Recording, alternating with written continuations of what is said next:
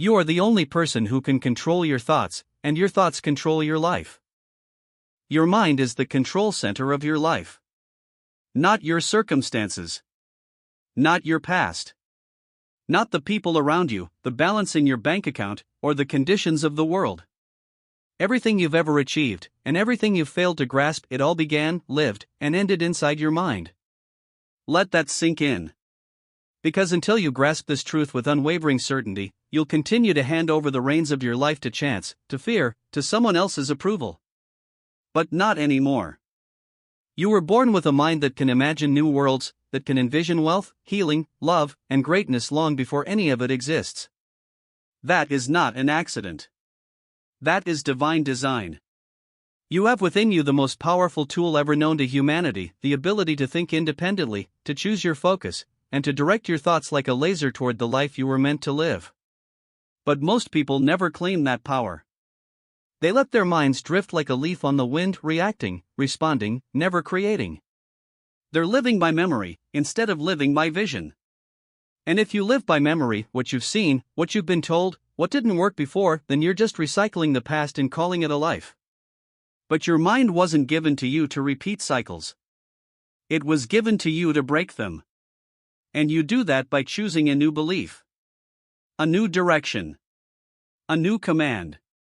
Because every command you give your mind, it obeys. Whether you're aware of it or not. If you tell yourself you're not good enough, your mind gets to work proving you right. If you believe wealth is hard to attain, your mind finds every reason to validate it. But if you believe that you were made for more, not just as a cliché, but as a deep inner knowing, then your mind will unlock doors you never knew existed. So the question is, what are you telling it?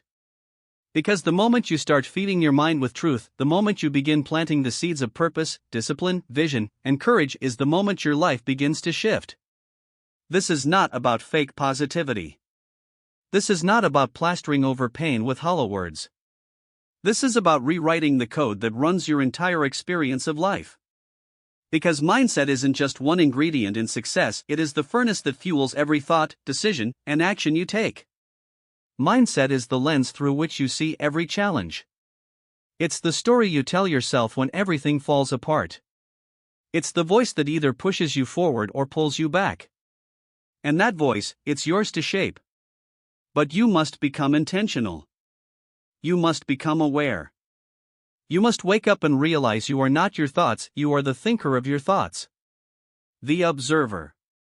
The architect. And that means you can redesign the entire structure from the ground up.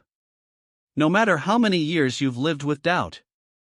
No matter how deeply you've been conditioned by fear. No matter how many times life has knocked you down and told you, stay there. You can rise. And it begins in your mind. You start by identifying the beliefs that have kept you stuck. What were you told about money? About love? About your worth? What story are you still repeating quietly, subconsciously, every single day? Because that story is not just something you believe, it's something you live. You will never outperform your self-image. You will never rise above the blueprint that's been printed on your subconscious. But you can change that blueprint. Not overnight. Not with a wish. But with focus. With intention. With faith. You must begin to saturate your mind with the truth of who you are, not who the world says you are. You are not here to survive. You are here to thrive. You are here to create, to rise, to stretch toward your highest potential, not just for you, but for every life you will touch when you step into your calling. But your calling cannot reach you if your mind is cluttered with noise. You cannot hear destiny whisper when you're tuned into fear's frequency. So you must decide who is in control. Is it your history? Or your vision? Is it your environment? Or your inner authority? Because when you take command of your mind, you take command of your future. And once you've tasted that kind of power, not dominance over others, but mastery over self, nothing else compares. You start to walk differently. You stop reacting to every storm like a victim. You begin to choose your state, no matter the outer conditions. You realize you are not the weather, you are the pilot. And even when the skies are dark and the winds are fierce, you stay the course. Because you know where you're going. And more importantly, you know who's at the helm. You are. And that changes everything. Every transformation begins in the unseen. Before it shows up in your bank account, before it appears in your relationships, before it manifests in your results, it starts in the quiet place where thought becomes belief. And belief, my friend, is the lever that moves your world. But belief isn't just thinking something once and hoping it sticks. It's repetition. It's conviction. It's embodying a truth so deeply that it rewires the very circuits of your brain. Your subconscious doesn't respond to logic. It responds to emotion, to repetition, to intensity. So if you want to change your life, you must begin to feel differently, not just think differently. You must train your nervous system to experience the vision of your future as if it's already here. Because when your mind accepts something is true, your body follows, your habits align, and your reality begins to rearrange itself to match that inner picture. This is not magic. This is alignment. And alignment is what creates momentum. So few people experience true momentum because they keep contradicting their own power. They say they want success, but they're obsessed with struggle. They dream of abundance but constantly rehearse lack. They pray for change, but wake up each morning expecting the same. And the control center, your mind, obeys every signal it's given. You cannot command transformation while feeding your mind with confusion. So you must become disciplined in your thinking, ruthless in your focus, committed to a higher frequency. You begin each day not by reacting to the noise of the world, but by anchoring yourself in truth. Before the opinions, before the headlines, before the stress, you step into your authority. You remind yourself, I am the captain here. I direct the course. I decide the standard. I create the rhythm. That is the beginning of real power.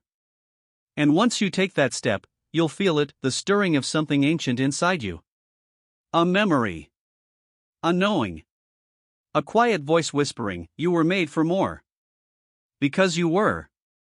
You were not designed to chase your purpose like a ghost in the dark. You were born with it etched into your very soul. And when your mind stops fighting your spirit, when your thoughts begin to align with your truth, everything changes. You move differently. You stop negotiating with doubt. You stop explaining your dreams to people who were never meant to understand them.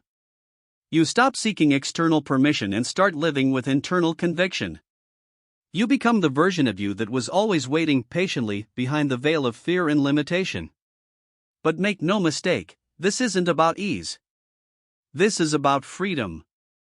And freedom comes at a price. You will have to let go of the identity that felt safe. You will have to walk away from old narratives that comforted your weakness. You will have to unlearn what kept you small. But what you gain in return is everything. Clarity. Purpose. Peace. Power. And the ability to shape your life according to a vision so clear, so compelling, that nothing can pull you off course. You will no longer wake up and drift through your days. You will rise with intention. You will speak with authority.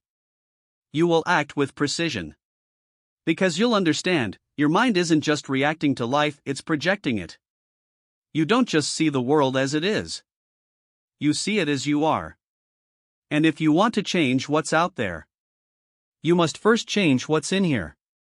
This is the work. This is the path. This is the invitation to stop surviving and start creating. To stop waiting and start becoming. To stop outsourcing your power and finally reclaim it. Because when your thoughts become ordered, your life becomes ordered. When your inner world is disciplined, your outer world becomes abundant. This is how every extraordinary life begins. With a single decision, I am no longer available for anything less than the truth of who I am. And from that place, you become unstoppable. You may fall, yes. You may stumble. You may face storms and uncertainty. But your roots will hold. Your direction will remain. Because your mind will no longer be a cage, it will be your compass. You'll have trained it. reclaimed it, redeemed it.